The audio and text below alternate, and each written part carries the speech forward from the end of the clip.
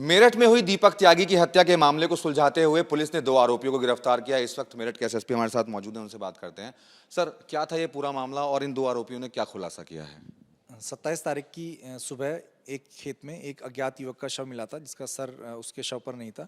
कुछ देर बाद जो युवक मृतक जो है उसकी पहचान दीपक नाम के युवक के रूप में हुई और घर वालों की तहरीर के आधार पर इसमें अज्ञात अभियुक्तों के ऊपर धारा 302 जो हत्या का धारा है, वो मुकदमा पंजीत कराया गया था। इसमें पुलिस की 5 टीमें 24 घंटे कार्य कर रही थी और इसमें पुलिस की जो विवेचना प्रारंभ हुई उसमें 2 युवकों के नाम इसमें आए। एक इसमें फहमीद नाम का है और एक आसिफ नाम के 2 लोगों के द्वारा दीपक की हत्या की गई थी। और कुल जो कारण निकल के आया उसमें ये बताया गया कि जो फहमीद है उसकी एक 19 वर्षीय लड़की है जो शादीशुदा है और उससे एक बार मृतक के साथ पिता के द्वारा अपनी लड़की को आपत्तिजनक स्थिति में घर में देखा गया था और उसमें उसको डांट भी पड़ी थी। बाद में और हिदायत दी गई थी कि दोबारा वो ना मिलें। इसके बाद भी 1-2 बार वो अन्य इस तरह के मामले आए जिसमें कि वो दोनों मिल रहे थे और बातचीत हो रही थी।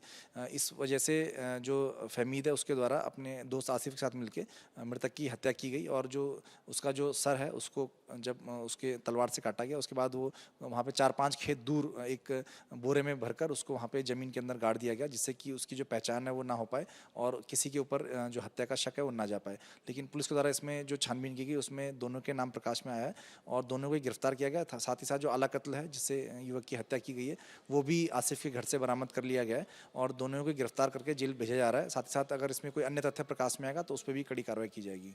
जिस तरीके से इन्होंने हत्या को अंजाम दिया, बिल्कुल तालिबानी स्टाइल में इन्होंने हत्या की, तो क्या कहीं से प्रेरित होकर के इन्होंने हत्या की या किसी और कोई और वजह भी हो सकती है हत्या की? इसमें जब ये हत्या इन्होंने की उस वक्त जो मृतक है वो काफ़ी नशे में था, उसने शराब पी हुई थी और वो नशे की हालत में ये खेत पर उसको लेके गए थे और जब वो थोड़ा उसको नींद भी आ रही थी उस वक्त, ऐसा बताया गया उनके द्वारा, तो तभी इन्होंने उसको धोखे से उसके गर्दन पे वार कर दिया। और इस पूरे प्रकरण में यदि कोई भी चीज़ इसमें हम उसका वैज्ञानिक पद्धति के आधार पर इसमें और भी टेस्ट की इसमें न्यायालय से मांग करेंगे, जिससे कि उसका कोई अगर टेस्ट होना हो नार्को या लाई डिटेक्टर टेस्ट तो वो भी कराया जाए, जिससे कि अगर कोई और तथ्य प्रकाश में आए तो उस पर भी कार्रवाई की जाए। इसमें पूछताछ में क्या इन्होंने अभी तक कुछ खुलासा किया है कि जिस तरीके से, क्योंकि इन्होंने कत्ल जिस तरीके से किया वो बड़ा ही तालिबानी तरीके से कत्ल किया, तो क्या किसी चीज़ से प्रेरित होकर किसी वीडियो को देख करके या कुछ ऐसी चीज़ सामने आई है अभी तक की इन्वेस्टिगेशन में?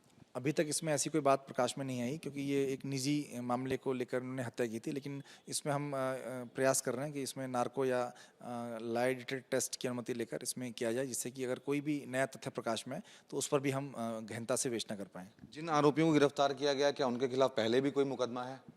इसमें जो अभियुक्त है उसके ऊपर मुकदमा तो नहीं है, लेकिन उसके द्वारा बताया गया कि वो चोरी की कई वारदातों में शामिल रहा है और मृतक के साथ ये 2-3 लोग मिलकर कभी-कभी चोरी को भी अंजाम देते थे और ये इनके द्वारा बताया गया है। तो ये थे एसएसपी मेरठ, जिन्होंने साफ तौर पर यह बताया कि दीपक की हत्या के मामले में पुलिस ने 2 आरोपियों को गिरफ्तार कर लिया है। फिलहाल उनको अदालत में पेश किया जाएगा। अभी तक की जांच में सिर्फ 2 ही लोगों का नाम सामने आया है, लेकिन पूछताछ लगातार की जा रही है और ये पता किया जा रहा है कि क्या इस हत्या के अंदर यही 2 लोग शामिल थे या फिर इनके अलावा कोई और भी शामिल था।